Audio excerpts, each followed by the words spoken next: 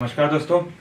आप में से कई लोगों को मेंस को लेकर अनेक क्वेरीज थी और डाउट्स थे, तो उन सभी को लेके और हम कैसे अच्छे से मेंस को तैयार कर सकते हैं, इस सभी को लेकर आज हम बात करने वाले हैं।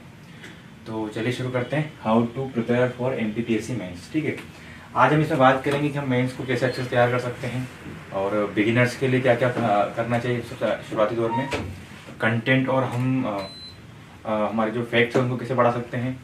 इसके अलावा हम आंसर राइटिंग फ्रेमिंग कैसे होती है, या फिर हम एग्जाम के पहले हमको क्या क्या तैयार करना चाहिए, या लास्ट टाइम हमारी क्या रणनीति होनी चाहिए। ठीक है, तो इन सब को लेकर हम बात करेंगे। पहली चीज है, सबसे फर्स्ट है कि how to start preparation from zero. यानी कि ऐसे लोग जो अभी मेंस बिल्कुल शुरू करना चाहते हैं, तो उन लोगों को क्या रणनीति अपनानी चाहिए। ठीक है, तो इसमें पहली चीज उन दो लोगों को लेके है। जैसे एक तरह के लोग वो हैं जिन्होंने कोचिंग की है या जो भी कोचिंग कर रहे हैं, और कुछ लोग ऐसे हैं जिन्होंने सेल्फ तैयारी की है या सेल्फ प्रिपरेशन करना चाहते हैं। ठीक है, तो वो लोग जो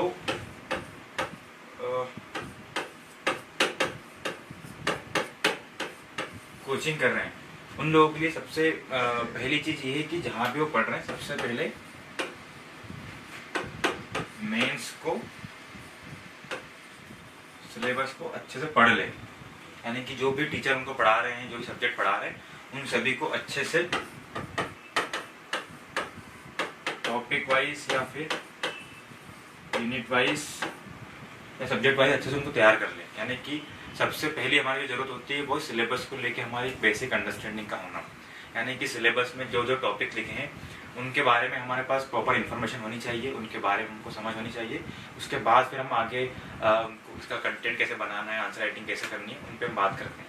लेकिन सबसे पहले जो बेसिक चीज़ है वो है कि जो मेंस का सिलेबस है वो हमारा कितना अच्छे से प्रिपेयर है। तो जो लोग कोचिंग कर रहे हैं उनको सबसे पहले जो भी टीचर पढ़ा रहे हैं उनको अच्छे से पढ़ना है, और जो भी उस टाइम पे उनको डाउट्स हैं वो क्लियर करना है।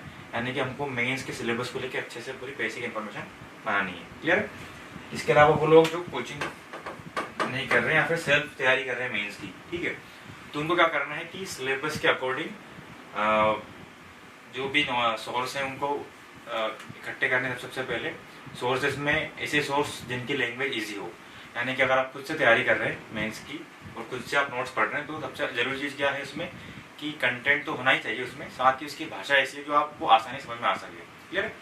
और इसके अलावा हम जैसे ऐसे टॉपिक्स हैं कुछ जहाँ पे हमको उतनी सी समझ नहीं बन पा रही है या कुछ समझने में प्रॉब्लम आ रही है, तो वहाँ पे फिर हमको इंटरनेट की या हमारे आसपास जो लोग मेंस की तैयारी कर रहे हैं या कर चुके हैं उनकी हमको इसमें हेल्प ले लेनी चाहिए। ठीक है, ताकि एक पूरे सिलेबस को लेकर बेसिक अंडरस्टैंडिंग बन जाए हमारी। ठीक है, तो पहला काम क्या करना है, पूरे सिलेबस को लेके अच्छे से तैयार करना है, अच्छे से पढ़ना है, और हर टॉपिक वाइज हमारे पास एक प्रॉपर इन्फॉर्मेशन का होना बहुत जरूरी है। ठीक है, इसके बाद हम फिर आगे कि हमको कैसे उनका कंटेंट प्रिपेयर करना है, कैसे नोट्स बनाने हैं, कैसे हमको आंसर राइटिंग की तैयारी करनी है, और कैसे हमको लास्ट टाइम एग्जाम की रणनीति बनानी है, सब बात की चीजें हैं। ठीक है, इसमें हमको एक चीज और करनी है कि जब भी आप जैसे मान लो आप कोचिंग कर रहे हैं या किसी कोचिंग संस्थान में आप मेंस की तैयारी कर रहे हैं, तो साथ में आपको जो उस टाइम क्लास टेस्ट चलते हैं या क्लास में जो आंसर राइटिंग होती है उनको स्किप नहीं करना है।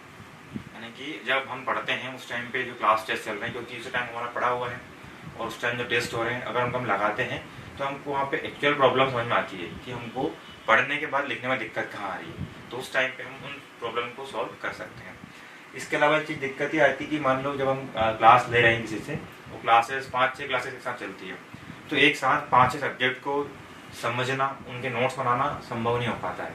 तो उस टाइम को ये करना है कि 5-6 सब्जेक्ट में से वो सब्जेक्ट जो आपके लिए थोड़े टफ हैं या जिनकी भाषा आपको टफ लगती है या जिनके बारे में आपको ये लगता है कि बाद में शायद हम उसको उतने अच्छे से नहीं समझ पाएंगे या बाद में डाउट्स रहेंगे उसमें, तो उसको उसी टाइम पे हमको अच्छे से पढ़ना है, उसका उसी टाइम पे हमको रिविजन भी करना है, और हो सके तो अपने राइटिंग में या अपनी भाषा में थोड़े थोड़े उसके नोट्स हम साथ में बना सकते हैं उसके। ठीक है, आप और ऐसे सब्जेक्ट हैं जैसे जो आपको लगता है कि हम बाद में भी पढ़ सकते हैं या बाद में पढ़ के हमको समझ में आ जाएगा, तो उस टाइम पे केवल हमको उनको पढ़ना है अच्छे से और बाद में उनको हम प्रिपेयर कर सकते हैं। क्लियर?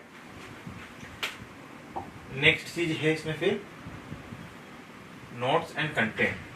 ठीक है, अब आपने एक बार पूरा सिलेबस पढ़ लिया है, आपके पास पूरे सिलेबस की अंडरस्टैंडिंग हो चुकी है, आपके पास हर सिलेबस जो भी सिलेबस के टॉपिक्स हैं सबका एक ओवरव्यू आपके पास है, हमने ये पढ़ा है। ठीक है, अब आपको उनके नोट्स पे काम करना है और उसका आपको जो प्रॉपर सिलेबस का कंटेंट है बनाना है, ठीक है। इसमें सबसे जरूरी चीज हमको ध्यान में रखना है कि किसी भी नोट्स या आपका जो कंटेंट है उसकी सबसे बड़ा जो मापदंड है वो ये है कि एक तो आपको पढ़ के समझ में आया उसमें से, दूसरा फिर ये कि जो आपने पढ़ा है, जिस नोट से आप पढ़ रहे हैं, जिस सोर्स से पढ़ रहे हैं, उससे पढ़ के एग्जाम में आप कितना डिलीवर कर पा रहे हैं, ठीक है। यानी कि अगर आपके पास कोई कंटेंट कोई सोर्स है और उसमें से पढ़ के आप अगर टेस्ट में डिलीवर कर पा रहे हैं या आंसर राइटिंग कर पा रहे हैं या एग्जाम में उसको लिख पा रहे हैं, तो वो नोट्स आपके लिए बेस्ट है या वो सोर्स आपके लिए बेस्ट है, यानी कि वो सोर्स आपके लिए वो अच्छे से काम करेगा, ठीक है। तो इसमें हमको ये करना है कि पूरा सिलेबस में से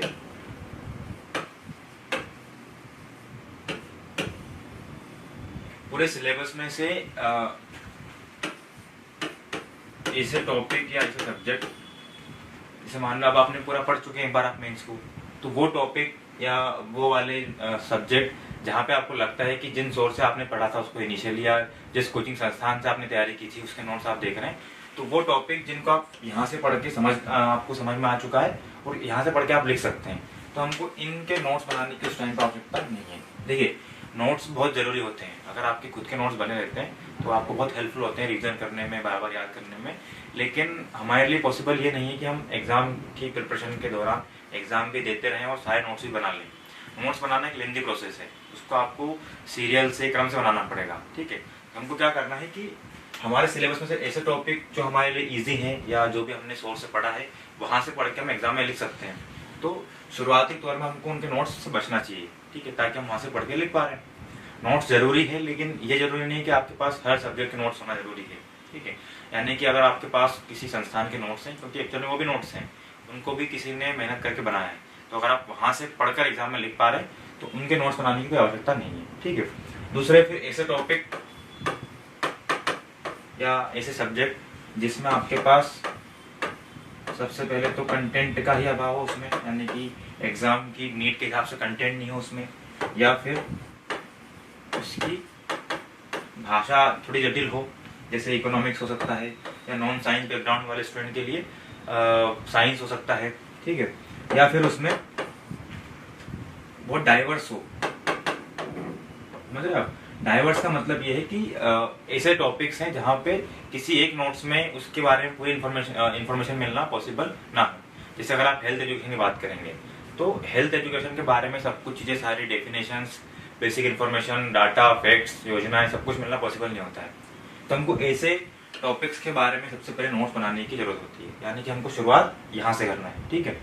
अब हमने डिसाइड कर लिया कि हमको किन किन के नोट्स बनाने हैं, किन टॉपिक्स के नोट्स बनाने हैं, यानी कि हमने पूरा सिलेबस देखा, इनको अलग कर दिया, और अब हमने वो देख ली जहाँ पे हमको मेहनत करने की जरूरत है, यानी कि हमको इनके नोट्स बनाने की जरूरत है। तो नोट्स कैसे बनाएंगे हम?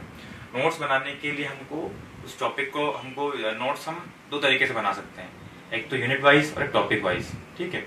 यूनिट वाइज बनाने का मतलब ये कि आपको पूरी यूनिट के नोट्स बनाने हैं, और अगर आपके पास लगता है कि जिस सोर्स से आपने पढ़ा था उसकी पूरी यूनिट ऐसी नहीं है, लेकिन उस यूनिट के कुछ टॉपिक ऐसे हैं जहां आपको दिक्कत जा रही है, तो हम उन टॉपिक को प्रिपेयर कर लेंगे पहले, ताकि हमारा काम आसान हो जाए और हम पढ़ते पढ़ते साथ में एग्जाम को भी टारगेट कर सकें, ठीक है। अब नोट्स कैसे बनाएंगे हम?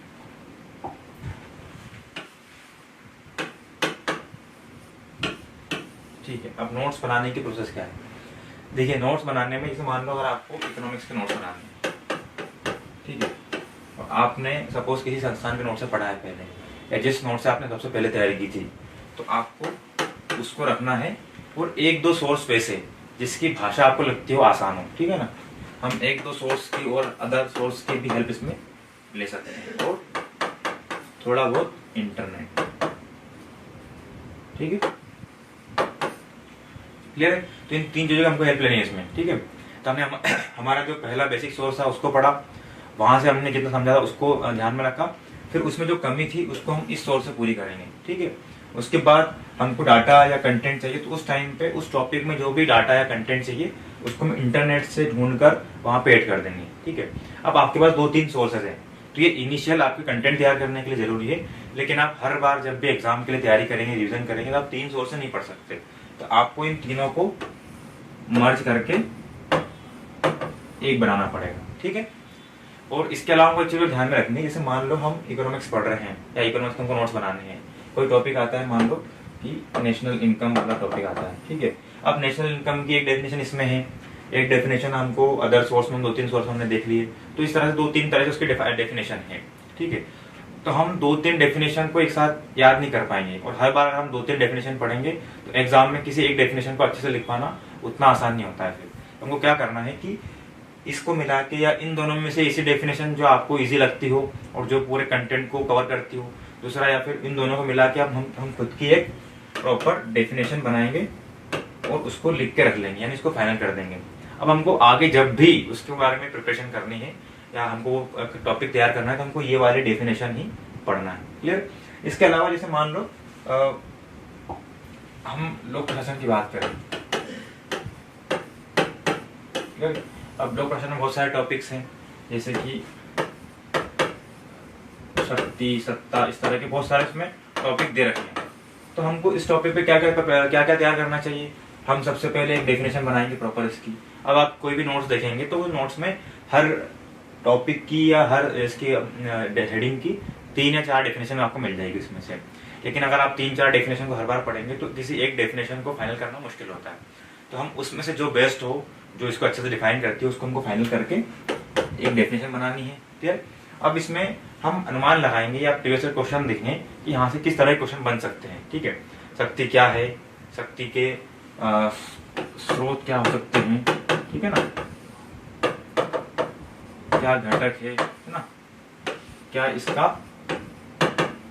महत्व है, ठीक है ना। इस तरह के जो 5-6 पॉइंट्स को लेके हमको सटीक नोट्स बनाने हैं जो इसके पूरे ओवरऑल व्यू को कवर करें, ठीक है। दूसरा फिर ये है कि हमको बहुत ज्यादा भाषा से बचना है नोट्स में, यानी कि अगर हम भाषा लिखेंगे तो हमारे नोट्स बुक से भी मोटे हो जाएंगे। तो हमको वो चीजें जो हमको याद करनी है एग्जाम के पर्पज से, ठीक है ना। एक डेफिनेशन, हम अगर सोर्स की बात करें तो जो 2-3 कोर सोर्स हैं कि उनको हमको इसमें लिखना है, क्लियर है। जैसे कि मान लो इसके सोर्स है तो संविधान हो गया, तो हमको केवल सोर्स के आगे इन 3-4 चीजों को ही लिखना है बस, ताकि हम जब भी रिविजन करें तो एक डेफिनेशन, सोर्स, घटक और मैं तुमने पढ़ लिया और हमारा टॉपिक कवर हो गया, क्लियर है। इस तरह से हमको तैयार करना है। इसके अलावा जैसे मान लो अगर हम एनर्जी इन्वायरमेंट की बात करें तो वहां पे हमको ऐसे टॉपिक मिलते हैं जैसे ऊर्जा प्रबंधन है या ऊर्जा संरक्षण है, तो एक प्रॉपर डेफिनेशन, फिर ऊर्जा संरक्षण क्यों आवश्यक है, ऐसे 2-3 पॉइंट्स वहां पे लिख लेंगे हम। फिर ऊर्जा संरक्षण के लिए क्या प्रयास हुए हैं तो हम 2-3 प्रयास उसके वहां पे लिख लेंगे, क्लियर है। इस तरह से क्वेश्चन बनते हैं। तो ये हमारा यहाँ से इस तरह से हम धीरे धीरे नोट्स बनाते चलेंगे, क्लियर है। अब इसका सीक्वेंस वैसे होना चाहिए कि सबसे पहले हमको जिसमें सबसे ज्यादा दिक्कत है, यानी कि जिन टॉपिक में हमको ऐसा लगता है कि इसको लिखना मुश्किल है, समझना मुश्किल है, याद करना मुश्किल है, सबसे पहले हमको उसको कवर करना है। फिर हम धीरे धीरे जैसे जैसे हमको एग्जाम के बीच में टाइम मिलता जाएगा, हम धीरे धीरे नोट्स पे काम करते चलेंगे, ठीक है। और आगे हम धीरे धीरे जैसे हमारे पास हमने टेस्ट दिए, कुछ नया हमको कंटेंट मिलता है तो हमको उसमें धीरे धीरे हम उसको ऐड करते चलेंगे। तो इससे हमारा जो नोट्स है धीरे धीरे कवर होते जाएंगे, क्लियर है। चूंकि हम एग्जाम देते हैं, बीच में जब हम तैयारी करते हैं, एग्जाम भी होती है हमारे सामने, तो केवल नोट्स बना के हम अगर हम नोट्स ही बनाएंगे तो केवल नोट्स बनाते रह जाएंगे, हमारे एग्जाम को हम टारगेट नहीं कर पाएंगे। तो हमको सबसे पहले जिसकी जरूरत है उसके नोट्स बनाएंगे, एग्जाम टारगेट करेंगे, जैसे एग्जाम का टाइम मिलता है फिर हम नोट्स पे आगे बढ़ेंगे, क्लियर है। ये हो गया। हमको बस ध्यान ही रखना है कि नोट्स में सबसे जो जरूरी है वो इसकी भाषा, यानी कि हमको भाषा ऐसी रखनी है कि जो हमको पढ़ने में हर बार आसान लगे और जब हम एग्जाम में लिखें तो हमको उस भाषा में लिख सकें वहां पे। क्योंकि अगर हम देखें तो हमारे पास जो क्वेश्चन लिखने का फॉर्मेट है वो 3 और 5 में 5 मार्कर में ज्यादा है, ठीक है। 11 नंबर में केवल हमारे पास 5 क्वेश्चन है, हमको जो भाषा की जरूरत पड़ेगी वो 11 नंबर में ही पड़ेगी बस, ठीक है। ज्यादातर जो हमारे आंसर है वो बिल्कुल टू द पॉइंट्स होंगे, फैक्चुअल होंगे। तो हमको भाषा हमको बहुत ईजी रखनी है, हमको बहुत बुकिश लैंग्वेज से बचना है उसमें, क्योंकि हम अगर बुकिश लैंग्वेज में ही नोट्स बनाएंगे तो हर बार पढ़ने में, समझने में दिक्कत जाएगी, फिर उस जो समझा हुआ है उसको उसी भाषा में लिखना और मुश्किल हो जाएगा, क्लियर है।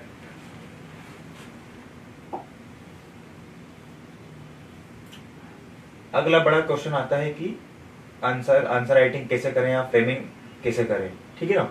देखो आंसर राइटिंग जैसे हमने पढ़ लिया है, सिलेबस कवर हो गया है, हमने नोट्स भी हमारे फाइनल कर लिए हैं और हम नोट्स भी बनाते जा रहे हैं, लेकिन साथ साथ हमको अब आंसर राइटिंग प्रैक्टिस भी शुरू करनी होगी। हमने क्लास टेस्ट दिए थे, हमने कुछ वहां पे सीखा है, जैसे हमारा सिलेबस कवर हुआ है अब हमको लगातार टेस्ट की प्रैक्टिस करनी होगी अंटिल सक्सेस, यानी कि जिस दिन तक आपको सफलता नहीं मिले आपको लगातार लिखने की प्रैक्टिस करनी होगी।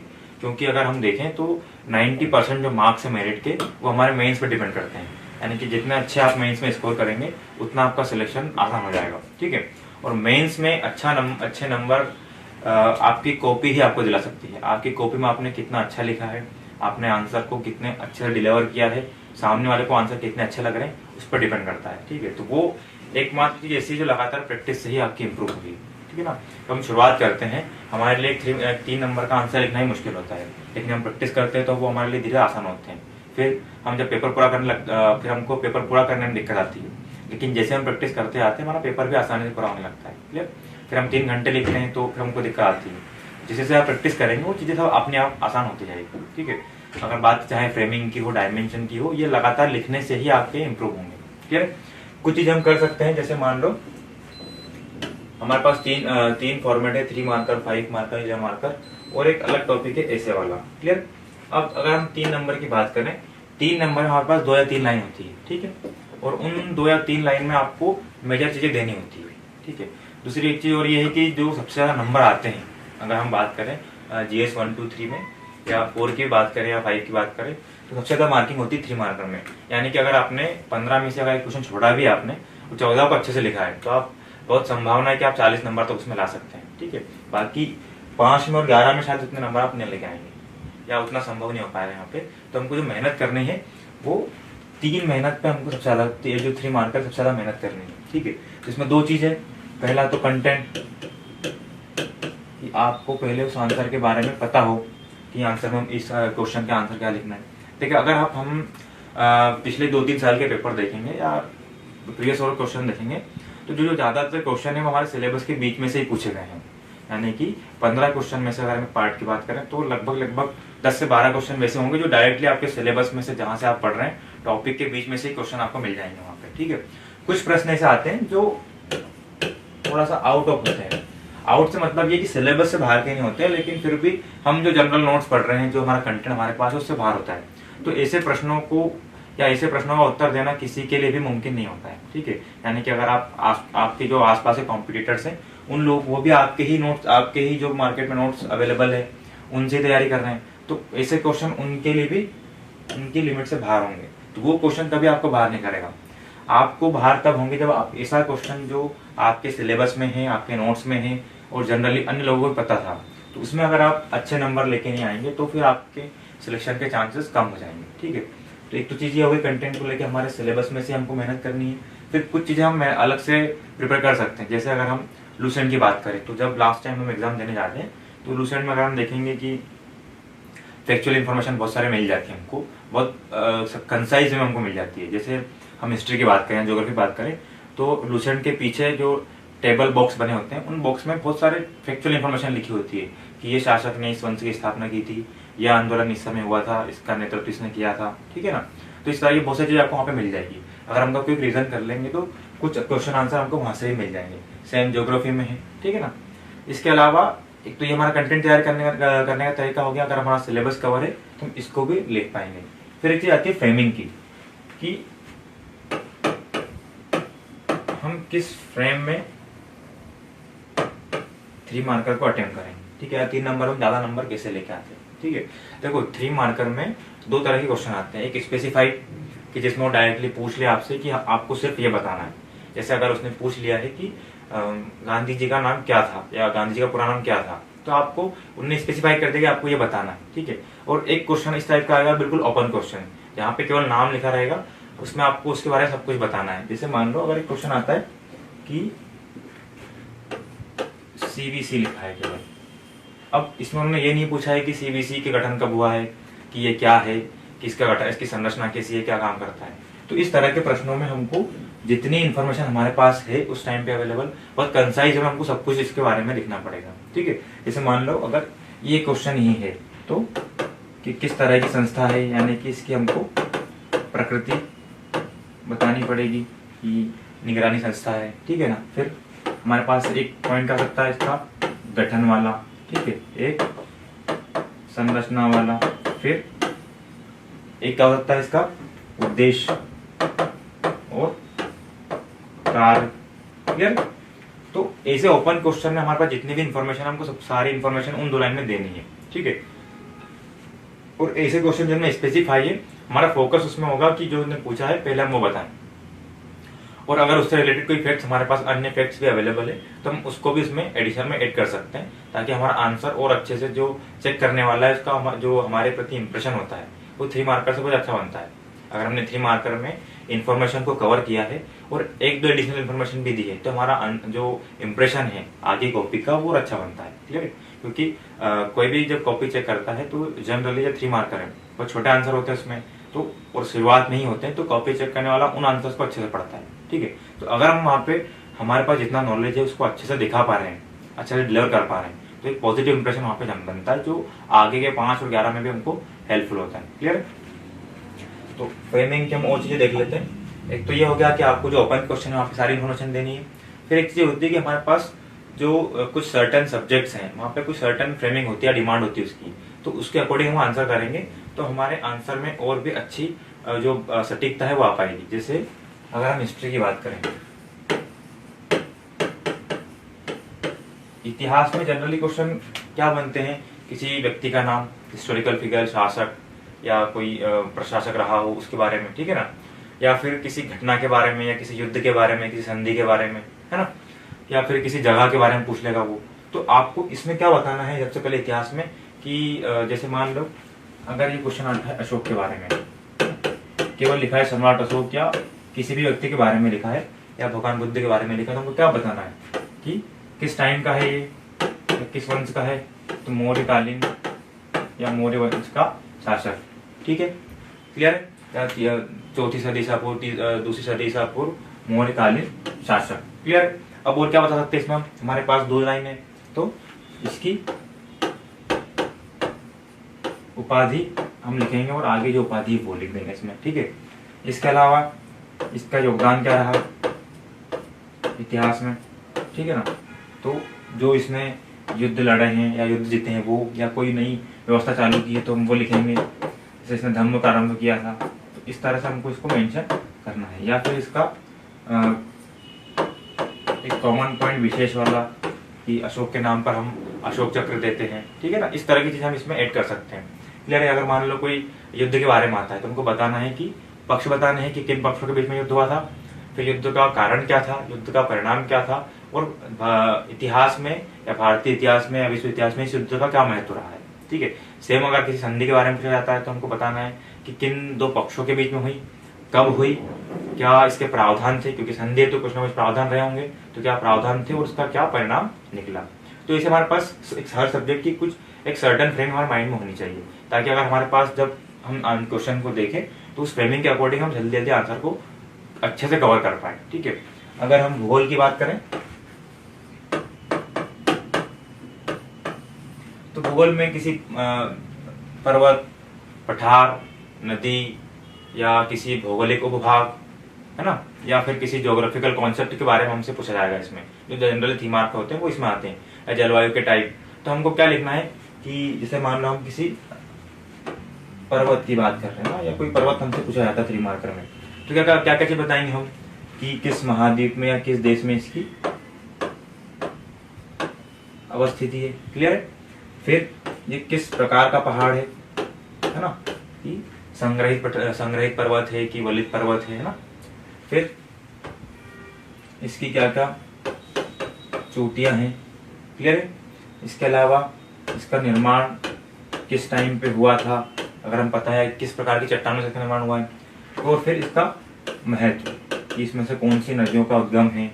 ठीक है, या कोई सा खनिज अगर हमको मिलता है तो वो सब चीजें हम इसमें मेंशन कर सकते हैं। सेम अगर किसी नदी के बारे में पूछा जाता है तो हमारे पास क्या क्या फ्रेमिंग पहले से प्रिपेयर होनी चाहिए कि नदी किस क्षेत्र की है, उद्गम क्या है, मुहाना क्या है, लंबाई क्या है, सहायक नदियां क्या है, कौन कौन से नगर से किनारे बसे हैं, और कोई विशेष पॉइंट। जैसे अगर हम दामोदर नदी की बात करें तो जैविक मरुस्थल की संज्ञा दी जाती है ना, तो इस तरह के हम विशेष पॉइंट भी उसमें ऐड कर सकते हैं। सेम ये हिस्ट्री ज्योग्राफी का हो गया। अगर हम बात करें पॉलिटी का, तो पॉलिटी में जनरली क्या आएगा कि संविधान का कोई आर्टिकल, कोई भाग, या कोई उसका महत्वपूर्ण कोई कॉन्सेप्ट हमसे पूछ लिया जाएगा, या कोई समिति हमसे पूछ ली जाएगी, तो हमको उसको उस तरह से डील करना पड़ेगा फिर। और ये सब चीज हमको पहले से जब हम टेस्ट लिखते हैं हमको उस टाइम प्रिपेयर करना पड़ेगा। देखिए, जब मेंस एग्जाम होती है उसमें आपके पास टाइम बहुत कम होता है, तो अगर आपके पास समय कम है तो आप वहां पर सोच के या उस दिन कुछ नया नहीं कर पाएंगे। आपको जो भी वहां पे अच्छा करना है उसकी प्रैक्टिस पहले टेस्ट में करनी पड़ेगी। यानी कि जो जो आपको करना है वो सब कुछ आपको पहले टेस्ट में अच्छे से एक बार टेस्ट करना पड़ेगा, उसमें अपने आप को ट्रेन करना पड़ेगा। तो ये सब चीज़ों के लिए आपको लगातार प्रैक्टिस करनी पड़ेगी, तब जाके सारी चीज़ें आपको एक मेन एग्जाम में नेचुरली वहाँ पे आ पाएगी। क्लियर? तो 3 मार्कर को हमको इस तरीके से मेंशन करना है, ठीक है। और अगर कोई स्पेसिफाइड क्वेश्चन आता है या अगर पूछा जाता है कि मध्य प्रदेश की जनसंख्या क्या है, तो आपने जनसंख्या बता दी कि जनसंख्या इतनी है, लेकिन हमारे पास अगर एडिशनल फैक्ट्स है कि जनसंख्या के आधार पर मध्य प्रदेश का देश में इतना स्थान है, जनसंख्या में इतने प्रतिशत पुरुष है, इतने प्रतिशत महिलाएं, तो ये हमारे एडिशनल फैक्ट्स हैं जो हमारे आंसर को और अच्छे से कवर अप करते हैं या और लोगों से अच्छा बनाते हैं। और एक्चुअल में होता क्या है कि हम बाकी अगर आंसर में एक्स्ट्रा प्रयास करेंगे तो शायद हमारे पास समय कम पड़ जाए, लेकिन 3 मार्कर में देखें हम 15 क्वेश्चन है, 1-2 क्वेश्चन तो बनते नहीं कभी कभी हमसे, और 3-4 जो ज्यादातर क्वेश्चन ऐसे ओपन क्वेश्चन आते हैं जहाँ पे हमको सब कुछ लेना है, और 2-3 क्वेश्चन या 5 क्वेश्चन ऐसे आते हैं जहाँ आपको स्पेसिफाइड होता है। तो वहां पे अगर आप 1-2 फैक्ट्स एक्स्ट्रा लिख भी देंगे तो मुश्किल से आपका 1 मिनट उसमें ज्यादा लगेगा, और वो आपकी इंप्रेशन को बढ़ाएगा और आपके आंसर को और अच्छा क्वालिटी देगा, ठीक है। तो हम इतनी मेहनत इसमें कर सकते हैं। क्लियर? दूसरा है 5 मार्कर।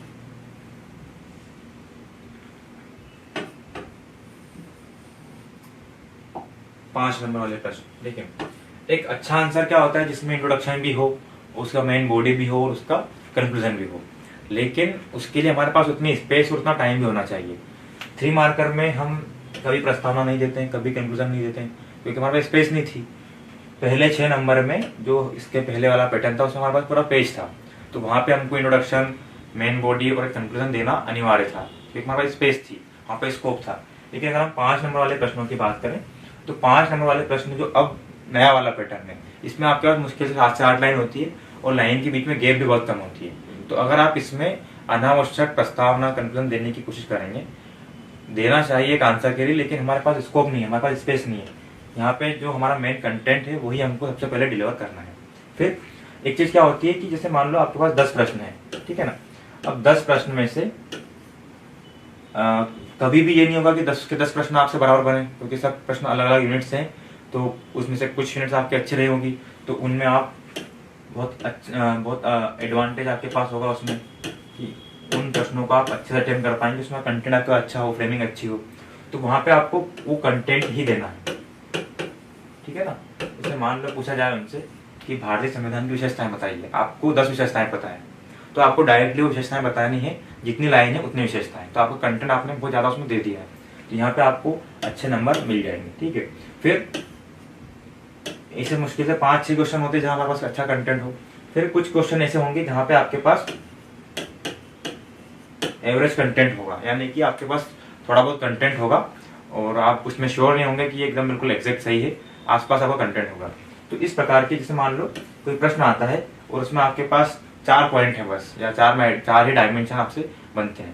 इस तरह पूछा जाए कि मध्य प्रदेश के प्रमुख नृत्यों के बारे में बताइए, अब आपको केवल 4 नृत्य पता है, तो वहां पे आप क्या कर सकते हैं कि हम यहाँ पे शुरुआत की 1-2 लाइन में प्रस्तावना, इंट्रोडक्शन, फिर वो 4 डांस तो भी आपको लिखने, और फिर उसका निष्कर्ष। तो इससे हमारे क्या आंसर में डाइवर्सिटी पे जाएगी कि हमने एक जैसा आंसर नहीं लिखे, और जिन प्रश्नों में पास कंटेंट था हमने वहां पे कंटेंट लेवल करा है, और जिन प्रश्नों में हमारे पास कंटेंट कम था वहां पे हमने इसको प्रस्तावना, कंक्लूजन के द्वारा कवर अप कर दिया है। तो इस तरह से उसको हम एक ओवरऑल जो 5 नंबर वाले क्वेश्चन है उनको अच्छे से अटेम्प्ट कर पाएंगे। दूसरा, फिर एक चीज हमको ध्यान में रखनी चाहिए कि जो नंबर बढ़ने का स्कोप है वो 3 नंबर और 11 नंबर में ज्यादा है। यानी कि अगर आप देखेंगे कि 5 नंबर वाले प्रश्नों में आप अगर एवरेज भी लिखते हैं 5-6 पॉइंट, तो लगभग आपको 2.5 नंबर मिल जाते हैं उसमें। मैं टेस्ट की बात कर रहा हूँ, क्योंकि मेंस की जो कॉपी अभी तक किसी ने देखी नहीं नई पैटर्न पर, लेकिन जो जनरली हम टेस्ट में करते हैं उसके आधार पर देखें हम, तो 5 नंबर में उतने नंबर नहीं बढ़ते हैं। यानी कि अगर आप अच्छे से कंटेंट को टाइम लेकर भी लिखेंगे तो आपको कभी भी बहुत कम चांस होगा कि 4 नंबर मिलेंगे, बहुत से बहुत होगा तो आपको 3 से 3.5 नंबर मिल जाएंगे, ठीक है। तो यहाँ पे हमको उन प्रश्नों में जहाँ कंटेंट है केवल उसी को अटेम्प्ट करना है ना, वहां पे आपको कंटेंट पे ही फोकस करना है। जिन प्रश्नों में कंटेंट कम है वहां पे आपको प्रस्तावना और निष्कर्ष के साथ उसको अटेम्प्ट करना है, क्लियर। और इसको केवल हमको अटेम्प्ट करने पर ही फोकस करना चाहिए, ठीक है, क्योंकि हमको टाइम को भी ध्यान में रखना है। तो अगर आपको एक्स्ट्रा मेहनत करनी है या एक्स्ट्रा एफर्ट लगाने, तो हमको 3 और 11 में हमको ज्यादा मेहनत लगानी चाहिए, ठीक है, क्लियर। अगला है हमारा 11 मार्कर, ठीक है। अब 11 मार्कर जो है उसमें आपके पास 2 पेज लिखने के लिए, तो इन 2 पेज में आप प्रस्तावना, मेन बॉडी और कंक्लूजन, आपको तीनों चीजें देनी है, क्योंकि इसमें आपका स्कोप भी है और आप बड़ा आंसर है, इसमें टाइम भी थोड़ा ज्यादा ले सकते हैं। क्लियर। अब इसमें आपको क्या करना है कि जब आप लिखते हैं, प्रैक्टिस करते हैं, तो इसमें आपको डायमेंशन पर फोकस करना होगा। यानी कि आप जितना डायमेंशन देंगे उतना आपको आंसर लिखने में आसानी होगी, जो सामने कॉपी जो चेक कर रहा है, जो चेकर है, उसको पढ़ने में आसानी होगी। ठीक है, और पढ़ने में आसानी से आपके नंबर भी इसमें बढ़ेंगे। क्लियर। और इसमें भी जैसे वो प्रश्न जहाँ पे थोड़ा सा व्याख्यात्मक प्रश्न पूछा जाए या विश्लेषणात्मक प्रश्न पूछा है, उन प्रश्नों के अलावा जो सिंपल क्वेश्चन आते हैं कि महत्व बताइए, विशेषताएं बताइए, वर्णन कीजिए, वहां आपको डायमेंशन और पॉइंट, हेडिंग, सब हेडिंग, इनका ही उपयोग ज्यादा से ज्यादा करना है, क्योंकि आप जितनी हेडिंग देंगे आपके वो सब पॉइंट्स में काउंट होते हैं, किसने इतनी हेडिंग दी थी, इसकी इतनी सब हेडिंग थी, तो आपके उतना डायमेंशन उसमें खुलते जाएंगे। क्लियर। डायमेंशन का मतलब ये है, एक जनरल हम समझते हैं कि अगर आपको किसी चीज के डायमेंशन की बात करनी तो उसका सामाजिक क्या है, राजनीतिक क्या है ना, आर्थिक क्या है, सांस्कृतिक आयाम क्या है, इस तरह से हम बांट सकते हैं। या फिर मान लो एक जनरल प्रश्न पूछा जाता है कि भारत में भारतीय इतिहास में वैज्ञानिक योगदान को समझाइए, तो आप डायमेंशन कैसे दे सकते हैं इसमें? आप चाहें तो वैज्ञानिकों के नाम लिख के फिर उनके बता पाएंगे अलग अलग, इस वैज्ञानिक ने ये योगदान दिया है। या फिर अगर आपको और डायमेंशन खोलना है तो हम बताएंगे कि भारतीय इतिहास में वैज्ञानिक योगदान को हम इस प्रकार समझ सकते हैं, तो हम बताएंगे जैसे मान लो आपने बताया भौतिकी। क्लियर, कि भौतिकी के क्षेत्र में क्या योगदान है। ठीक है, तो अब आपने जो मेन हेडिंग थी हमारी ये हो गई है, और सब हेडिंग क्या हो जाएगी इसकी, महर्षि कर्णाद का क्या योगदान रहा इसमें। क्लियर। इसके अलावा सीवी रमन जी का क्या योगदान रहा, एक डायमेंशन ही हो जाएगा आपका। या फिर अगर आप भौतिकी ही लिखते हैं, आपकी ये मेन हेडिंग है, तो एक डायमेंशन कर दे सकते हैं आप कि भौतिकी के बहुत सारे पार्ट्स हैं, कि क्वांटम भौतिकी में क्या है, परमाणु भौतिकी में हमारा योगदान क्या है। ठीक है ना। अब इसमें आपको जो योगदान है कि क्वांटम भौतिकी में बोसॉन का जो भारत के वैज्ञानिक द्वारा बताया, मतलब खोजा गया है। ठीक है, परमाणु में महर्षि कर्णाद के द्वारा सर्वप्रथम परमाणु की व्याख्या की गई। तो इस तरह के डायमेंशन आपको लगातार खोजने पड़ेंगे। ठीक है, और ये जो डायमेंशन है, अगर आप सोचे कि हम केवल पढ़ के इसको डेवलप कर पाएंगे तो कभी पॉसिबल नहीं होगा। आपने जो पढ़ा है उसको आपको एग्जाम में जाके डिलीवर करना पड़ेगा। एग्जाम जो टेस्ट है वहां पे आपको इस डायमेंशन को सोच के लिखना पड़ेगा, तब जाके वो धीरे धीरे आपके लिए नेचुरल होगा और फिर वो मेन एग्जाम में अपने आप आने लगेगा। क्लियर है। तो ये लगातार प्रैक्टिस से आप इन डायमेंशन को और बना सकते हैं। ठीक है, फिर आती है बात, एक चीज होती है कि प्रस्तावना और कंक्लूजन कैसा लिखें इसमें। ठीक है ना।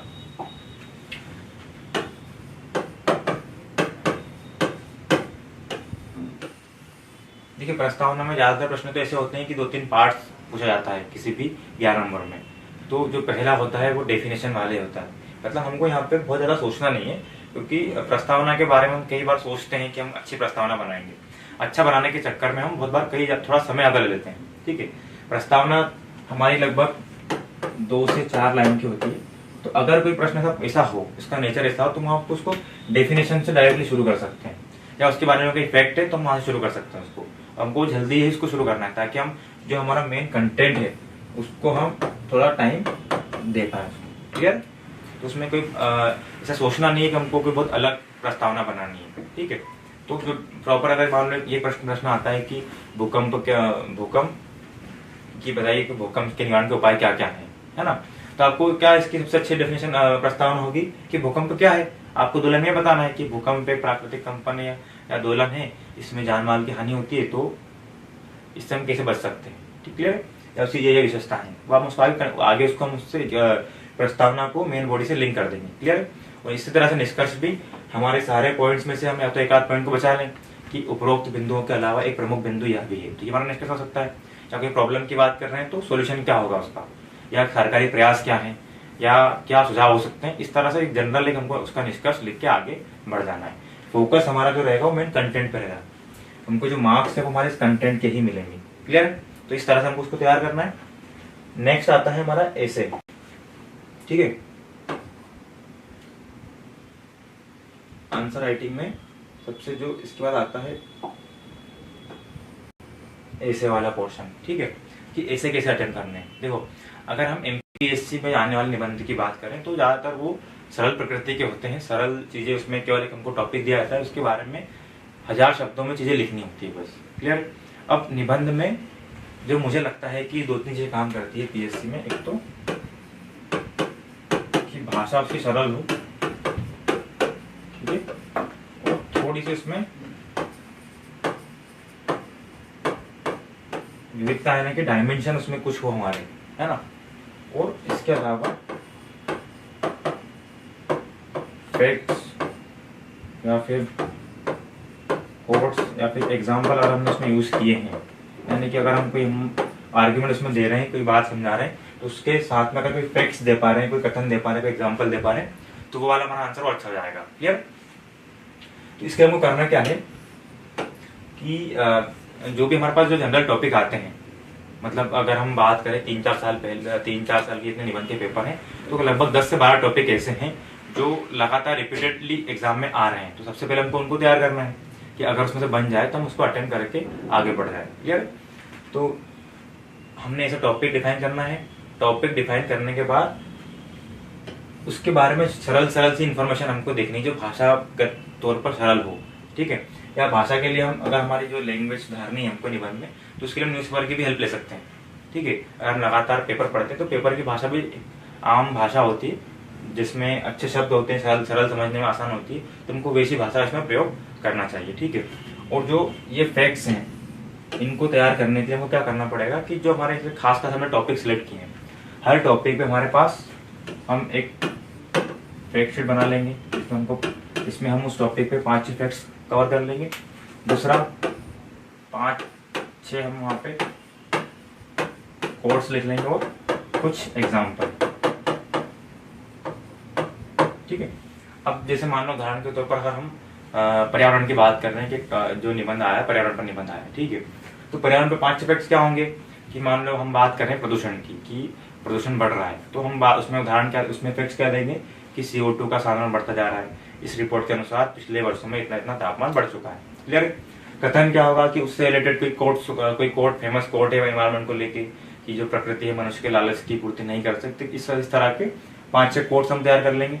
फिर 5-6 एग्जाम्पल कि अगर हम पर्यावरण की तरफ देखते हैं तो वर्तमान में 2016 का वर्ष पिछले 100 वर्षों में सबसे अधिक गर्म रहा था, ठीक है, या हाल ही में ये ग्लेशियर पिघल गया है। तो ऐसे एग्जाम्पल हमारे जो निबंध को और ऑथेंटिक बनाते हैं, ठीक है। तो हमको ये करना है। इसके अलावा भी निबंध एक ऐसा टॉपिक है कि वो केवल पढ़ने से नहीं बनेगा। आप चाहे कितने निबंध पढ़ ले, जब तक आपने एग्जाम से पहले 10 से 12 निबंध नहीं लिखे, आप उसको एग्जाम में अटेम्प्ट नहीं कर पाएंगे। तो हमको क्या करना है कि जब भी आपकी मेंस की डेट अनाउंस होती है, आपने पहले मेंस निबंध को एक बेसिक पढ़ा है कि हम निबंध इस तरह से लिख सकते हैं, लेकिन जब भी आपकी मेंस की एग्जामिनेशन सामने है, हमको कम से कम 15-20 निबंध लिख के देखने हैं। उसके बाद जो 10-12 टॉपिक इंपॉर्टेंट टॉपिक उनको तैयार करना है, उनके लिए हमको 5-6 फैक्ट्स एग्जाम्पल कोर्स तैयार करना है, और जिस दिन हमारा पेपर रहेगा उसके एक दिन पहले उसको हमको रिविजन करके जाना है। क्लियर है। ध्यान रखना है कि हमारी जो निबंध है उसकी भाषा सरल हो, सिंपल हो, सटीक हो, उसमें डायमेंशन हो, बहुत ज्यादा बड़े बड़े पैराग्राफ ना हो, ठीक है। अगर आप उसमें कुछ कथन दे रहे हैं तो वो डबल इन्वर्टेड कॉमा में हो, तो उस तरह से हम उसको एक अच्छा निबंध के रूप में उसको लिख सकते हैं। क्लियर है। इसके बाद भी अगर हम ये सब चीजें अप्लाई कर, ये जो हमने चीजें अगर मैं आपको बता रहा हूँ, ये सब चीजें हमको नेचुरल में लानी पड़ेगी, यानी कि हमारे एटीट्यूड में उसको लेके आना पड़ेगा। ये हम केवल एग्जाम में उस दिन कि यहाँ से हमने सुना और हम वहाँ पे अप्लाई कर देंगे, ऐसा कभी नहीं होगा। इन सबको पहले आपको लगातार प्रैक्टिस से अपने अंदर उतारना पड़ेगा, तब जाके नेचुरली वहाँ पे एग्जाम में ये डिलीवर होगा। क्लियर। तो इस तरह से हमको प्रैक्टिस करनी है, और जो हमको उसमें ऐड करना है उसके लिए हमको लगातार प्रयास भी करने पड़ेंगे। क्लियर। नेक्स्ट टॉपिक है कि करंट अफेयर्स डाटा कैसे जोड़ें और फैक्ट्स कैसे पढ़ाएं। क्लियर। देखो करंट अफेयर्स की बात करें हम, तो मेंस में डायरेक्टली बहुत कम क्वेश्चन आते हैं करंट अफेयर्स से। अगर हम पीएससी की बात करें, हम एमपीपीएससी की बात करें तो, लेकिन करंट अफेयर्स के जो फैक्ट्स हैं वो हम हमारे आंसर में एड ऑन कर सकते हैं, ठीक है, ताकि हमारे आंसर की क्वालिटी और अच्छी इंप्रूव हो सके। अब इसमें 2 अप्रोच है। एक तो ये कि हम जो भी फैक्ट्स हमारे आसपास आ रहे हैं उनको लगातार इकट्ठा करते रहें, ठीक है। एक अप्रोच ये है कि हम हमारी नीड के हिसाब से और एग्जाम में कहाँ फैक्ट की जरूरत पड़ रही है उसके हिसाब से हम अपने फैक्ट स्वयं तैयार करें। जैसे मान लो अगर हम देखें तो पूरे हमारे जो मेंस का सिलेबस है उसमें कुछ स्पेसिफिक टॉपिक है जहां पे हमको करंट अफेयर की जरूरत पड़ती है या करंट डाटा की जरूरत पड़ती है। जैसे अगर हम पूरी ज्योग्राफी में देखें तो हमें केवल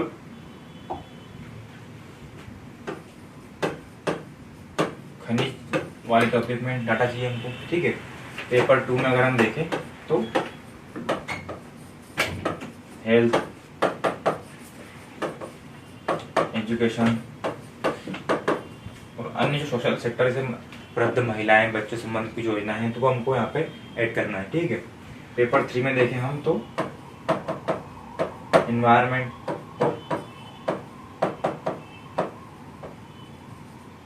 एनर्जी में हमको डाटा की जरूरत पड़ती है। इसके अलावा थोड़ा बहुत अगर हम एथिक्स में देखें तो हमको वहाँ पे कुछ चीज़ों में एग्जाम्पल की जरूरत पड़ती है, ठीक है। तो हम क्या करते हैं, हम क्या कर सकते हैं इसमें कि हमने पूरा मेंस पढ़ लिया है, हमने कंटेंट तैयार कर लिया है। अगर हमको फैक्ट बढ़ाने हैं, हमको कुछ नहीं करना है कि अगर खनिज के लिए हमको डाटा तैयार करना है तो हम खुद, हमारे पास इंटरनेट है, हम सर्च करेंगे तो जो हमको डाटा एग्जाम में नीट लग रही है, हम टेस्ट लिखते हैं, हमको पता लगता है कि यार इन क्वेश्चंस में हमको डाटा देना है, तो उसके लिए हम एक पेज में हम खनिज का डाटा तैयार कर सकते हैं कि इतना खनिज का प्रोडक्शन है, इस खनिज में ये राज्य प्रथम है, ये ऐसा है। या एमपी की बात करें तो एमपी में ये इन खनिजों में एमपी प्रथम स्थान पे, इनमें द्वितीय स्थान पर है। तो हमको वो फैक्ट्स एक पेज में तैयार हो गया। जब भी हम ज्योग्राफी का आंसर पेपर लिख रहे हैं तो हमको केवल वो एक पेज पढ़ के जाना है, ठीक है। और वो देखो डाटा लगातार चेंज होते रहते हैं, लेकिन ऐसा नहीं है कि हमने आज पढ़ा है और एक महीना फिर चेंज कर दिया उसको। इतनी फ्रिक्वेंटली हम चेंज करेंगे तो कभी हम एक डाटा पे स्ट्रिक्ट होके उसको एग्जाम में नहीं लिख पाएंगे हम, ठीक है, कंफ्यूज रहेंगे वहाँ पे हम, ठीक है। तो अगर आप डाटा तैयार कर रहे हो तो ये मान के चलो कि अगर उस डाटा को आपको लगभग 1 साल 2 साल तक यूज करना है लगातार, क्लियर, तब जाके आप उसको आंसर में लगातार लिख पाएंगे, क्लियर। क्योंकि डाटा चेंज होता भी तो लगभग ऐसा नहीं कि एकदम बिल्कुल आमूल-चूल परिवर्तन उसमें आएगा, बहुत आसपास का परिवर्तन होता है। तो हम लगभग लिख के उस आंसर को अटेम्प्ट कर सकते हैं या उस डाटा को उसमें ऐड कर सकते हैं, ठीक है। हम हेल्थ की बात करें तो हमें हेल्थ में क्या डाटा चाहिए, हमको IMR चाहिए, MMR चाहिए, हमको बर्थ रेट चाहिए, डेथ रेट चाहिए, और आपको चाहिए तो हॉस्पिटल, कितने हॉस्पिटल हैं, मेडिकल स्टाफ कितना है, या मेडिकल एजुकेशन में सीट्स, नंबर ऑफ सीट्स कितनी है, क्लियर। तो इस तरह के अगर हम एक पेज में तैयार कर लें इनको और उसी को हम एक दो बार रिविजन कर लेंगे तो हमारे पास ये डाटा हमको तैयार हो जाएगा। अब हेल्थ का चाहे जो क्वेश्चन आए, अगर प्रश्न ये आता है डायरेक्टली कि भारत में IMR की स्थिति क्या है तो आपको ये बताना है, ये वाला फैक्ट। अगर ये प्रश्न आता है कि भारत में स्वास्थ्य की स्थिति क्या है, तब भी उसको आप इन फैक्ट से डिफाइन करेंगे, क्लियर। अगर आप ये बताएंगे कि भारत में स्वास्थ्य की जो स्वास्थ्य के लिए क्या प्रयास किए जा रहे हैं, क्या वो मतलब क्या वो सफिशिएंट है या हमको और प्रयास करने चाहिए, इस तरह का प्रश्न भी आता है तो हम शुरुआत वहां पे से कर सकते हैं कि भारत में वर्तमान में इतना IMR है जो विकासशील देशों में सबसे कम है, ये सफिशिएंट, इस तरह हम क्या बोल सकते हैं। जो भी हम आर्गुमेंट दे रहे हैं उसके लिए हमें डाटा यहाँ पे प्रिपेयर कर सकते हैं, क्लियर। तो ये हमको क्या करना है कि हमको खुद पहले से ही प्रिपेयर करके रखना पड़ेगा, ठीक है। एजुकेशन की बात करें तो हमको एजुकेशन का डाटा चाहिए, लिटरेसी रेट क्या है। अगर हम प्राथमिक शिक्षा में बात करें तो प्राथमिक शिक्षा में इनरोलमेंट रेशो कितना है, ड्रॉप आउट रेशो कितना है, कितने नंबर के स्कूल्स हैं, है ना, लड़कों और लड़कियों में कितना अंतर है उनके उसमें, ठीक है। वर्ल्ड की टॉप यूनिवर्सिटी में हमारी कौन कौन सी यूनिवर्सिटी है, क्लियर। तो इस तरह से हम कुछ नॉर्मल फैक्ट्स हम तैयार करेंगे, उन्हीं फैक्ट्स को हम एजुकेशन का चाहे जो आंसर आए, हमको सामने वाले को ये नहीं पता है कि हमको केवल एक ही फैक्ट से याद है या हमको एक ही फैक्ट पता है उसके बारे में, क्योंकि उसमें जो पूरा पेपर है, हमारा जो फुल लेंथ पेपर आएगा वहाँ पे, उसमें शिक्षा के ऊपर 1 या 2 प्रश्न होंगे। तो अगर हमको एक फैक्ट ही पता है उसको ही हम अच्छे लिखेंगे वहाँ पे, तो वहाँ पे कोई रिपीटेशन उसकी नहीं होगी, ठीक है। तो हमको हमारे नीड के हिसाब से हम हमारी तैयारी के हिसाब से फैक्ट तैयार करेंगे, उनको याद करेंगे और जो एग्जाम में प्रश्न आते हैं वहाँ पे उनको यूज करना पड़ेगा, ठीक है। एक होता है फैक्ट का मैनिपुलेशन। जैसे मान लो अगर एजुकेशन पर आता है, ठीक है, अब एजुकेशन में 74% हमारी लिटरेसी रेट है, क्लियर। अब इसमें 2 चीजें ध्यान में रखिए कि यार वर्ल्ड लेवल पे 86% लिटरेसी रेट है और 1951 में भारत की लिटरेसी रेट 18% थी। तो हमको 3 फैक्ट्स पता है। अब अगर हमको ऐसा प्रश्न आता है जहाँ पे हमको डिफेंड करना है तो हम क्या बताएंगे कि 1951 में लिटरेसी रेट कितनी थी, 18% थी, वर्तमान में कहाँ तक आ चुकी है, 74% है। इसका मतलब हमारे जो स्कीम थी उन्होंने काम किया है, क्लियर। अगर हमको इसको नेगेटिव वे में दिखाना है तो कैसे दिखाएंगे हम कि स्वतंत्रता के 70 वर्षों में भी भारत का लिटरेसी रेट केवल 74% है, जो कि वैश्विक से कम है। तो यहाँ पे हमने तुलना करके सेम फैक्ट्स को 2 तरीके से यूज कर लिया है। तो हमको फैक्ट्स लिमिटेड रखने हैं, उन्हीं को याद करना है, केवल हमको उनको यूज करना सीखना पड़ेगा। ठीक है। सेम एज इट इज अगर हम एनर्जी की बात करें तो एनर्जी में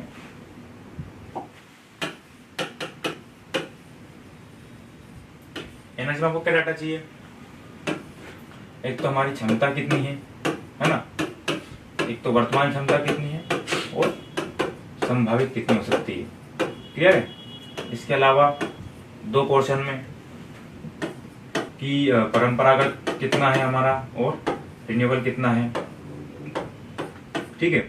इसके अलावा हम कितना, मान लो अगर हम इसकी बात करें तो हम कितना इंपोर्ट कर रहे हैं बाहर से, क्लियर। इसके अलावा लक्ष्य कौन कौन से हैं एनर्जी के। अब यही हम इन्हीं फैक्ट्स को हम हर एनर्जी का जिस प्रकार के भी क्वेश्चन आएंगे हम उनका टाइम यूज कर सकते हैं। हम अगर ये प्रश्न आता है कि भारत में ऊर्जा की स्थिति को समझाइए तो हमको ये फैक्ट्स यूज करना है। भारत में ऊर्जा के भविष्य के परिदृश्य को बताइए तो भी हमको यही फैक्ट्स यूज करने हैं कि आज इतना है, भविष्य में इतना हो सकता है, हमारा गोल इतना है, क्लियर। हमको उसकी मान लो ये पूछा जाता है कि ऊर्जा संरक्षण का महत्व समझाइए तो हमको बताना है कि हमारी संभावित क्षमता इतनी है लेकिन हम यहीं तक पहुंच पाए, या हम अभी हमारे पास इतना लिमिटेड एनर्जी कैपेसिटी है, तो अगर इसमें हमको इतनी बड़ी पॉपुलेशन को सेटिस्फाई करना है तो हमको ऊर्जा संरक्षण हमारे लिए आवश्यक है, ठीक है। तो क्वेश्चन चाहे जो हो, हमारे पास फैक्ट हमको एक लिमिटेड उस टॉपिक की नीति आपसे प्रिपेयर करना है और उनको यूज करना सीखना पड़ेगा, ठीक है। जैसे मान लो एक चीज और इसमें देख लेते हैं कि सौर ऊर्जा है, ठीक है। अब सौर ऊर्जा में क्या क्या फैक्ट हो सकते हैं, एक तो क्षमता कितनी है, वर्तमान और भविष्य क्षमता कितनी है, ठीक है। और उसके अलावा अगर हम एमपी की बात करें तो कि सौर ऊर्जा उत्पादन में मध्य प्रदेश की रैंक क्या है, ठीक, मेजर प्रोजेक्ट्स कौन कौन से हैं। अब सौर ऊर्जा पे चाहे जो प्रश्न आ जाए, स्थिति क्या है, भविष्य की क्षमताएं बताइए, इसके विकास पर इसके मध्य प्रदेश में सौर ऊर्जा के विकास पर प्रकाश डालिए, ठीक है। तो हमको इन्हीं फैक्ट्स को यूज करना है, इसमें हमको अलग से कोई अलग फैक्ट हमको यूज नहीं करना है। सेम फैक्ट्स को हम सभी प्रश्न में हमारी समझ के अनुसार उसको वहां पे यूज करके हमारे आंसर को अच्छा बना सकते हैं, क्लियर। तो हमको फैक्ट्स के पीछे नहीं भागना है, फैक्ट्स को हमको कलेक्ट करके हमारी एग्जाम क्वेश्चन की नीड के अकॉर्डिंग उसको हमको वहां पे यूज करना है और फैक्ट्स का थोड़ा बहुत मैनिपुलेशन करके उसको हमको यूज करना है, क्लियर। तो इससे हमारा काम क्या आसान होगा कि हमने जो एक फैक्ट याद किया है उसी फैक्ट को हम 3-4 जगह यूज कर पा रहे हैं, और अगर हम उसको 3-4 जगह यूज कर पाए तो हमको याद भी हो जाएंगे धीरे धीरे वो, ठीक है। और धीरे धीरे इससे हमारा एग्जाम जो कंटेंट है उसका भी इनरिचमेंट होता जाएगा, ठीक है। और एक तरीका आता है कि हम फैक्ट्स मतलब हमारे नोट्स में कैसे बढ़ाएं या फैक्ट्स को याद कैसे करें, एक बड़ा प्रश्न ये भी आता है। तो हम एक काम इसके लिए कर सकते हैं कि मान लो अगर हम पेपर पढ़ रहे हैं, ठीक है, और पेपर में हमने कोई फैक्ट पढ़ा, ठीक है। अब उस टाइम पे हम अगर उसको नोट डाउन नहीं करेंगे तो शायद वो फैक्ट हमारे माइंड से स्किप हो जाएगा, ठीक है। और हमारे लिए ये भी पॉसिबल नहीं होता है कि हम जब भी हमने कोई फैक्ट पढ़ा तो हम तुरंत उसको नोट्स में नोट डाउन करें। तो इसके लिए हम एक काम कर सकते हैं कि जैसे आप जिस टेबल पे बैठ के पढ़ रहे हैं या जहां भी लाइफ में जा रहे हैं वहां पे आप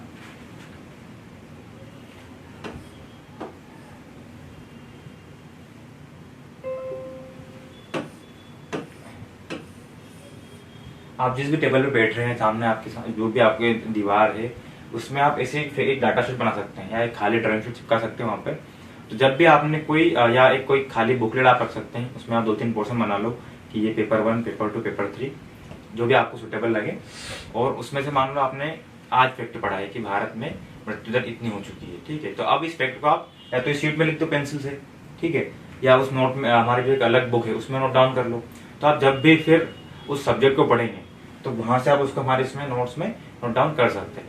या अगर नोट डाउन नहीं भी करेंगे तो अगर आपके सामने वो फैक्ट्स लिखे हैं तो उन फैक्ट्स को आप एग्जाम में फिर यूज कर पाएंगे, ठीक है। क्योंकि अगर हमारे सामने कोई फैक्ट्स आ रहा है लेकिन उसको अगर हम उस टाइम पे ध्यान नहीं देंगे, उस टाइम पे उसको नोट डाउन नहीं करेंगे, शायद वो हमारे लिए आगे फिर याद ना रहे, क्लियर। तो एक काम हम ये कर सकते हैं। इसके अलावा चीज होती है कि हम फैक्ट्स की ग्रुपिंग कर सकते हैं कि जब भी हम कोई फैक्ट्स पढ़ते हैं तो उसको ग्रुप में पढ़ें, ठीक है ना, यानी कि उससे रिलेटेड फैक्ट है तो हम उसको वहां पे वहीं के वहीं उसको हम याद कर लें। तो धीरे धीरे हमारा जो फैक्ट याद करने का तरीका है वो या फैक्ट याद करने के लिए जो हम मेहनत कर रहे हैं वो और आसान हो जाएगी, क्लियर है। जैसे कि मान लो पंचायती राज के बहुत सारे आर्टिकल है ना, और उसमें पंचायतों के लिए नगर पालिकाओं के लिए अलग अलग आर्टिकल है, लेकिन दोनों में सेम क्या है कि उनके आर्टिकल अलग अलग हैं लेकिन उनका विषय सेम है। जैसे मान लो पंचायती राज के लिए क्या है 243 जी है ना इनके काम, और नगर पालिका के लिए क्या है, नगर निगम के लिए W है। तो काम दोनों का एक ही है, कार्य लेकिन आर्टिकल दोनों का अलग अलग है। अब हमको दो चीज़ों को याद करना है, तो हम इसको कैसे याद कर सकते हैं, 243 GW, ठीक है। तो हमने यहाँ पे क्या कर दी, फैक्ट्स की ग्रुपिंग कर दी। हमने जो सिमिलर फैक्ट, उनके बीच में जो एक सिमिलर पॉइंट था, उसके आधार पर हमने दो फैक्ट्स एक साथ याद कर लिए। क्लियर। तो इस तरह से हमको थोड़ा सा लिंकेज बना के हम फैक्ट्स को आसानी से भी याद कर सकते हैं। क्लियर।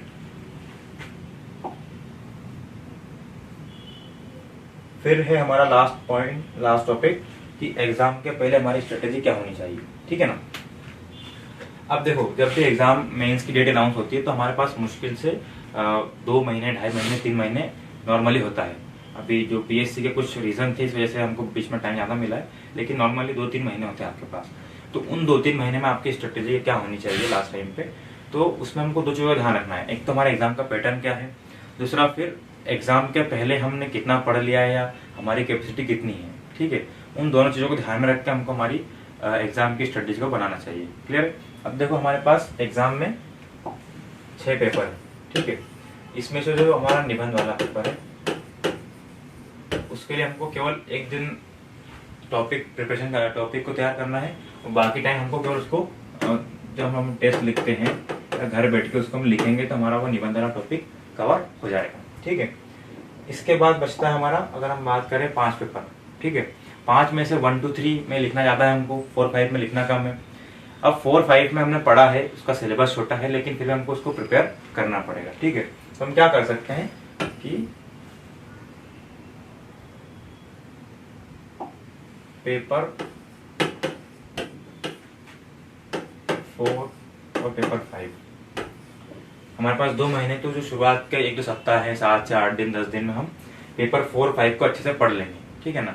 और इनमें से जहां हमको दिक्कत है उनको हम और अभी अच्छे से ध्यान से देख लेंगे, या कुछ छोटा है तो उसको हम कवर कर लेंगे, ताकि हमारे लिए ये पेपर 4, 5 कम से कम आसानी से कवर हो जाए, और हमारा जो ओवरऑल बर्डन था 5 पेपर का, उसमें से 2 पेपर कंप्लीट हो जाए, ठीक है। आपने पेपर 4, 5 दोनों कंप्लीट कर लिए, सिलेबस छोटा है तो आप आसानी से 4-5 दिन में कर लेंगे, ठीक है ना।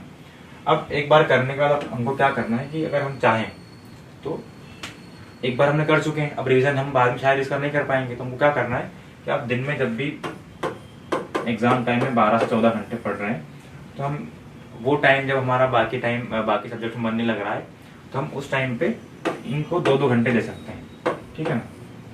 2-2 घंटे कैसे, जैसे हिंदी है, हिंदी में आप पर्यायवाची शब्द, विलोम शब्द, लोकोक्तियां, मुहावरे, तत्सम, तद्भव, जो बहुत ज्यादा नंबर में है आपके पास, उनको आप ऐसे याद नहीं कर सकते कि एक दिन बैठे आप साथ पढ़ लेंगे, आपको उसको लंबा टाइम देना पड़ेगा, ठीक है। तो कैसे देंगे, आपको डेली 2 घंटे हिंदी के लिए ये सब चीज़ों को तैयार करना पड़ेगा एग्जाम के पूरे 30-40 दिन, ठीक है ना। आपके पास 30-40 दिन जितने भी दिन है, अगर आप हर दिन 2 घंटे हिंदी में इन टॉपिक को देंगे तो धीरे धीरे आपके आसानी से कवर हो जाएंगे। इसके लिए आपको अलग से मेहनत नहीं करनी पड़ेगी, ठीक है। इसके अलावा आप 1-2 घंटे अगर इथिक्स को दे रहे हैं डेली, तो अगर आप हर दिन एक थिंकर तैयार कर रहे हैं, हर 2 दिन में एक टॉपिक तैयार इथिक्स कर लें, तो आपका एक बार पढ़ चुके हैं, और इसके यहाँ पे आप 2-2 घंटे में इसका प्रॉपर रिविजन भी कर लेंगे, क्योंकि सिलेबस छोटा है आपका। फिर बचता क्या है हमारा, पेपर 1, 2 और 3, ठीक है। इसमें भी अगर हम चाहें, अगर हम पेपर 1 में कंफर्टेबल हैं, यानी कि हमको चीज समझ में आती है वहाँ की, केवल हमको याद करने की दिक्कत है, तो हम एक काम कर सकते हैं कि पेपर 4, 5 प्रिपेयर करने के बाद आपको पेपर 1 तैयार करना है, पेपर 1 पूरा पढ़ना है 10 से 12 दिनों में, और फिर उसको लास्ट के जो 10 दिन है, यानी कि मान लो अगर आपकी 15 तारीख से एग्जाम शुरू हो रही है, तो 5 से 15 के बीच में आपको फिर से ये पढ़ना है एक बार। क्लियर। तो ये हम यहाँ पे कर सकते हैं कि हमने जो पेपर 1 है इसको एक बार स्टार्टिंग में पढ़ लिया, जहाँ दिक्कत जा रही थी, जहाँ हमारे पास कंटेंट प्रिपेयर नहीं था, उसको हमने प्रिपेयर कर लिया, और फिर हमने इसको लास्ट के लिए उसको छोड़ दिया, ठीक है। ताकि एग्जाम के पहले, अगर एक बार पहले पढ़ चुके हम, फिर हमने एग्जाम के पहले भी एक बार पढ़ लिया उसको, तो हम पहले पढ़ के उसको हम आसानी से वहाँ पे लिख पाएंगे उसको। क्लियर। यानी ज्यादातर चीज हमारे लिए याद वहाँ पे रहेगी, हम उसको एग्जाम में लिख पाएंगे। फिर बीच में जो हमारे पेपर थे, पेपर 2 और 3, तो बीच में 25-30 दिन बचे आपके पास, उनमें जो 20 मिनट्स हैं, इनको आपको अच्छे से फिर प्रिपेयर करना है, क्योंकि ये डाइवर्स भी है, आपको रिविजन करने के बाद में टाइम नहीं मिलेगा, तो आपको यहाँ पे थोड़ी सी एक्स्ट्रा मेहनत करनी पड़ेगी, ठीक है ना। क्योंकि यहाँ पे थोड़ा फैक्चुअल इन्फॉर्मेशन भी ज्यादा है ना, और डाइवर्सिटी भी ज्यादा है, कि आपको एक ही पेपर में पॉलिटी भी है, इकोनॉमिक्स भी है, पबेड भी है, सोशियोलॉजी भी है, थोड़ा सा आपको यहाँ पे एक्स्ट्रा मेहनत फिर करनी पड़ेगी, ठीक है। तो एक तो आप पढ़ लेंगे, फिर जिन यूनिट्स में आपको दिक्कत जा रही है, थोड़ा उन पे हम और एक्स्ट्रा मेहनत कर लेंगे, उनके लिए छोटे छोटे नोट्स बना लेंगे, ताकि एग्जाम के दिन हम पहले से उनको प्रिपेयर कर पाए। क्लियर। इसके अलावा हमको एक चीज ध्यान में रखनी है कि जब भी आपकी एग्जाम रहेगी, है ना, 6 दिन आपके पास रहेंगे, 6 दिन के आपके एग्जाम है।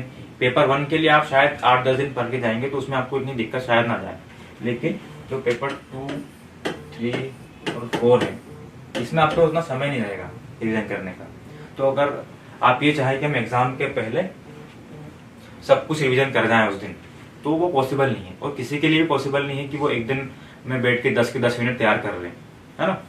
तो उसके हमको क्या करना पड़ेगा कि 10 यूनिट में से, जैसे मान लो अगर आप पहला पेपर देकर आए हैं, आपको अगले दिन पेपर 2 देना है, तो इन 10 यूनिट में से कौन सी यूनिट आपको रिविजन करके जानी है, उन यूनिट्स में से कौन से टॉपिक आपको रिविजन करके जाने हैं, वो आपको ये एग्जाम की तैयारी के जो 20-25 दिन 40 दिन मिले थे, आपको तभी पहले से फाइनल करना, डिसाइड करना पड़ेगा कि मैं एग्जाम के पहले क्या पढ़ने वाला हूँ, ठीक है। जैसे मान लो हम पेपर 2 की बात करें, तो पेपर 2 में किसी के लिए पॉसिबल नहीं है कि एक दिन पहले पूरी पॉलिटी पूरा पेपर पढ़ के जाए वो, लेकिन अगर आपको लगता है कि मैं एक दिन पहले सारे आर्टिकल रिवाइज कर सकता हूँ, तो हमको ये पहले से फाइनल करना होगा कि मैं उस दिन एग्जाम देकर आऊंगा, तो अगले दिन के लिए क्या क्या पढ़ना है, कौन कौन से टॉपिक पढ़ने हैं, कौन कौन सी यूनिट्स पढ़नी है, वो हमको पहले से डिसाइड करनी होगी, ताकि हम एग्जाम देकर आए, उनको रिविजन करें और अगले दिन उनको हम यूज कर पाए अगले दिन एग्जाम में। क्लियर है। जैसे अगर हम पेपर 3 की बात करें, तो पेपर 3 में फिजिक्स, केमिस्ट्री, बायो लेंदी है, आप एक दिन में उसको नहीं पढ़ सकते, ठीक है। लेकिन आप एक दिन पहले मैथ्स के सारे फॉर्मूला रिवाइज कर सकते हैं, एनर्जी एनवायरनमेंट का डाटा रिवाइज कर सकते हैं। एनर्जी में आप अगर एक दिन पहले नहीं पढ़ के जाएंगे, तब भी आप जो जनरल क्वेश्चन आते हैं कि पर्यावरण के लिए, पर्यावरण प्रदूषण के कारण क्या है, वो लिख लेंगे आप, लेकिन उसमें क्या डाटा डालना है, क्या जो फैक्ट डालने हैं, वो आप एक दिन पहले रिवाइज करके जा सकते हैं। इसके अलावा कुछ टॉपिक ऐसे होते हैं कि जो शायद थोड़ा समझने में टफ हो, याद करने में टफ हो, लेकिन एग्जाम के लिए इंपॉर्टेंट होते हैं। जैसे अगर हम ज्योग्राफी में बात करें, तो जो जलवायु वर्गीकरण है थोड़ा टफ पड़ता है, या जो पेपर 3 की यूनिट 10 है, उसमें भूगर्भिक समय सारणी है, वो थोड़ी सी टफ पड़ती है हमारे लिए समझने में, याद करने में भी टफ पड़ती है, लेकिन चूंकि सिलेबस में डायरेक्ट मेंशन है और बहुत संभावना है कि कल हमारे पेपर में वो उसका क्वेश्चन आ सकता है, तो ये हमारी रिस्पॉन्सिबिलिटी कि हम एक दिन पहले उसको रिवाइज करके जाएं। जो ऐसी चीजें हैं जो याद करने में टफ है लेकिन अगले दिन हमारे लिए जरूरी हो सकती है, उसको हम एक दिन पहले पढ़ के जाए, और हम पहले से डिसाइड करें कि हमको एक दिन पहले ये पढ़ना है। क्लियर है। तो हमको पूरे जो 30-40 दिन का हम प्रिपरेशन कर रहे हैं, तो उस स्ट्रेटेजी में हमको पहले से फाइनल करना है कि पेपर 2, 3, 4 में जब मैं एग्जाम देकर आऊंगा पहले, तो मुझे क्या क्या टॉपिक पढ़ने हैं, कौन कौन सी यूनिट का रिवाइज उसमें से करना है। और एक्चुअल में होता भी है कि अगर मान लो पेपर 2 में 10 यूनिट है, तो 10 की 10 आपकी कमजोर नहीं होगी, 10 की 10 में आपको रिवीजन की जरूरत नहीं पड़ेगी, और वो पॉसिबल भी नहीं है। तो आपको जिनमें आप कंफर्टेबल हैं उनको आप उस दिन के लिए स्किप कर दो, और जहां लगता है कि एग्जाम के लिए जरूरी है, एग्जाम में बहुत संभावना आने की इनकी, और हम अगर मैं रिवीजन करके नहीं जाऊंगा तो शायद मैं एग्जाम में नहीं लिख पाऊँ, तो उसको आपको रिवाइज करना पड़ेगा। क्लियर। तो इस तरह से आप पूरे मेंस को एक कंसाइज में प्रिपेयर कर सकते हैं। इसके बाद भी मेंस में बहुत सारी चीजें आप अपनी मेहनत से सीखेंगे। इसका मतलब ये है कि जब आप लगातार टेस्ट लिखेंगे तो आपको अपनी पर्सनालिटी के हिसाब से, आपके व्यक्तित्व के हिसाब से आपको अलग अलग प्रॉब्लम फेस करनी पड़ेगी, तो उसका सोल्यूशन आपको लिखते लिखते खुद ढूंढना पड़ेगा वहाँ पे, ठीक है ना। और वो अपने आप जब आप वहाँ पे एग्जाम में या टेस्ट में मेहनत करेंगे, तो आप जब अब नए नए तरीके उसमें अप्लाई करेंगे, उन चीज़ों को आसान करेंगे, तो वो चीज़ें अपने आप फिर नेचुरल आपके लिए बनती जाएगी। क्लियर है। और फिर चाहे मैं आपको बता रहा हूँ या कोई टीचर आपको बता रहा है, कोई अन्य टॉपर आपको कोई स्ट्रेटेजी बता रहा है या कोई तरीका बता रहा है, तो उस पर आपको ब्लाइंडली फॉलो नहीं करना है, उसको आपको पहले अपने टेस्ट में अप्लाई करना है। अगर वो उससे आपके नंबर बढ़ते हैं, आपके मार्क्स बढ़ते हैं, या फिर आपको लिखने में आसानी होती है, याद करने में आसानी होती है, तो हमको उसको कंटिन्यू करना है, ठीक है। अगर वो हमारे कुछ काम नहीं आ पा रही है, तो फिर हम उसको स्किप कर सकते हैं। क्लियर। तो यह था हमारा मेंस का पूरा एक स्ट्रेटेजी, शुरुआती तैयारी से लेके एग्जाम के पहले तक हम इसको कैसे प्रिपेयर करेंगे सब कुछ। लेकिन फिर भी इसको आप पहले अपने टेस्ट में अप्लाई करके देखिए, फायदा होता है तो उसको कंटिन्यू रखना है, नहीं तो हम उसको स्किप कर सकते हैं। ठीक है। Thank you very much.